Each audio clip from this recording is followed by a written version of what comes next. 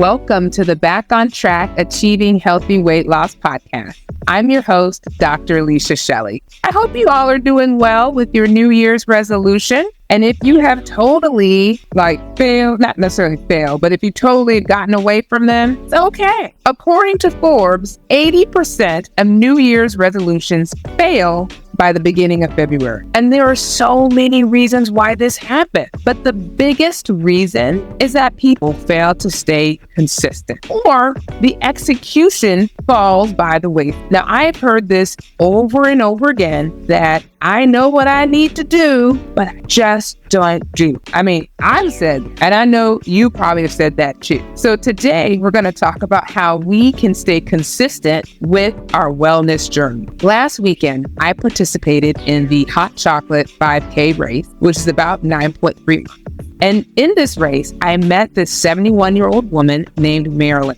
Marilyn was fast walking this entire race. She kept passing me, and when I would slow down and walk, and then I would run ahead of her, and then she'd ask me again. We kept going back and forth. And I was so inspired by her actually that I had to just introduce myself. I'm like, hey, I'm Alicia. How are you doing? It's like, what's your name? She's like, my name's Marilyn. And I was like, do you mind me asking, how old are you? And she was like, I'm 71.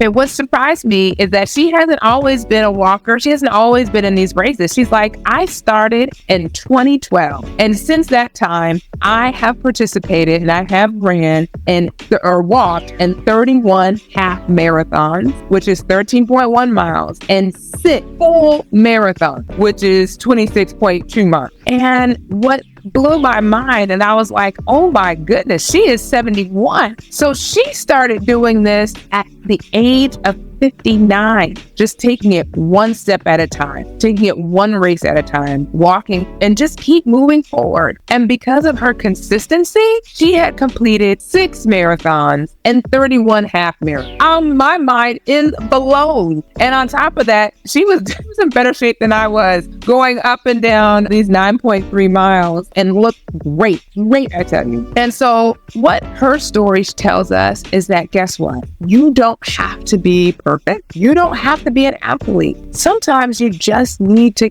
start. You just need to put one step in front of the other.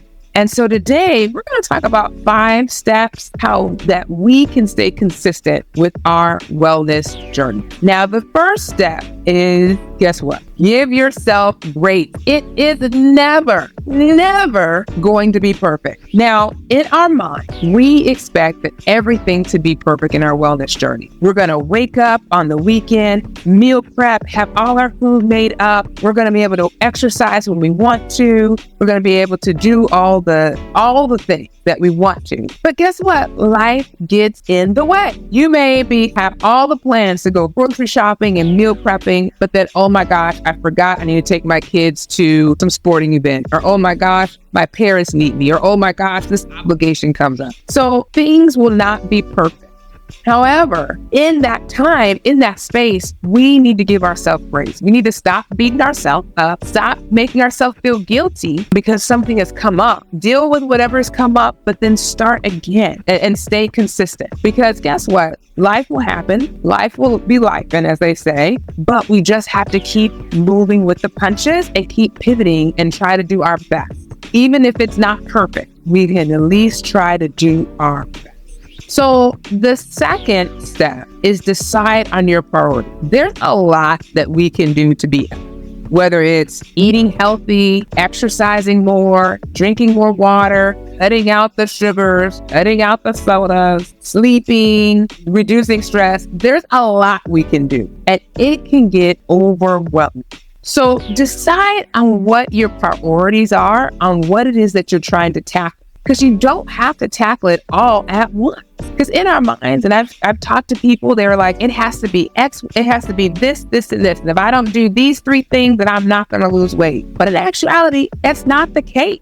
if we focus on one or two things or one or two habits that we're trying to change and trying to master, by focusing on that and continuing to do that, we get better at it. And once we master it, then we can add on another habit. So decide on what your priorities are today. And it can be something small. It doesn't have to be huge, because sometimes when we in our minds have to do everything all at once, we get overwhelmed and end up doing nothing at all. So choose one or two priorities that you want to attack or you want to change. And then the third step is to make realistic small goals in order to achieve that priority. So a good example is this. All right, I want to start exercise. Now, when I say start exercising, it is not realistic to say, okay, I'm just going to do a 5K when I haven't been doing anything. No, you're going to say, hey, my priority is that I want to exercise more. I want to do a 5K this year. And so what I will do is I'm going to start walking and running or doing small steps for 10, 15 minutes. And then each time I'm going to increase my time and increase my speed until I'm ready to do that. That's more realistic. So having the small goals there, which is I'm going to work out 10, 15, 20 minutes and then keep increasing it, which will help us to get to our ultimate goal, which is to exercise more and do it. So it's important to, number one, give ourselves grace. Number two, decide on our priorities. And then number three, make realistic goals to achieve or attack. Now, number four is there is never going to be enough time. There's never going to be enough time. There will always be something else that you need to do at this particular moment, but you have to make time. You have to find the time in your schedule to make these priorities a priority. So how do you do that? Schedule it. Look at your schedule and when you're going to do something and just set that time aside for you to be able to do whatever that priority is. Whether it's, hey, I'm going to set 2 hours aside so I can meal prep so I don't have to worry about the week. Or another one is like, oh, I'm going to sit down 30 minutes so that I can exercise today. The goal is to schedule your priorities, because guess what?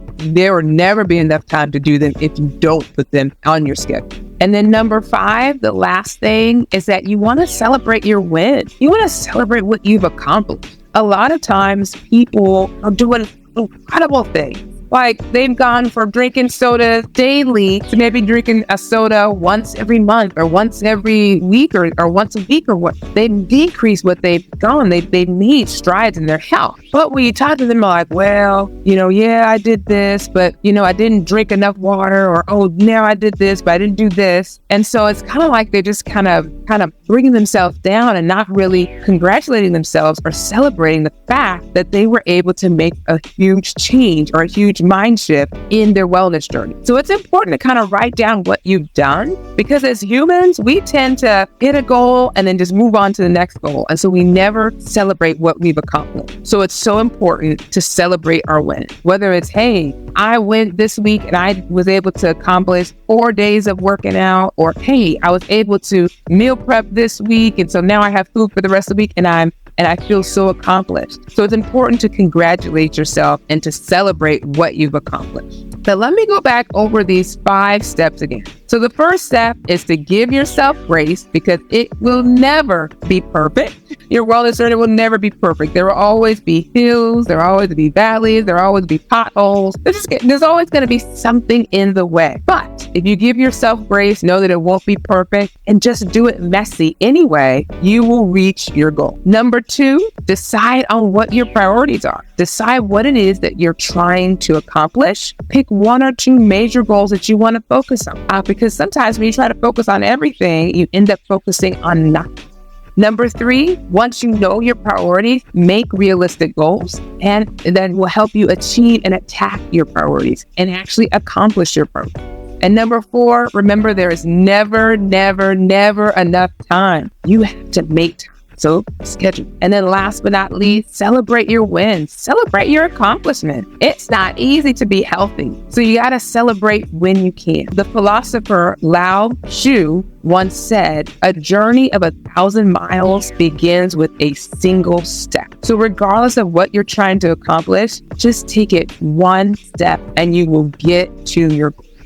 I thank you so much for listening to me today. I hope this has been helpful for you and then we can both be able to stay consistent with our wellness journey. But if you really enjoyed this episode, please feel free to share it with others, like it, subscribe, and don't forget to leave a 5-star review. All right, we'll see you next week.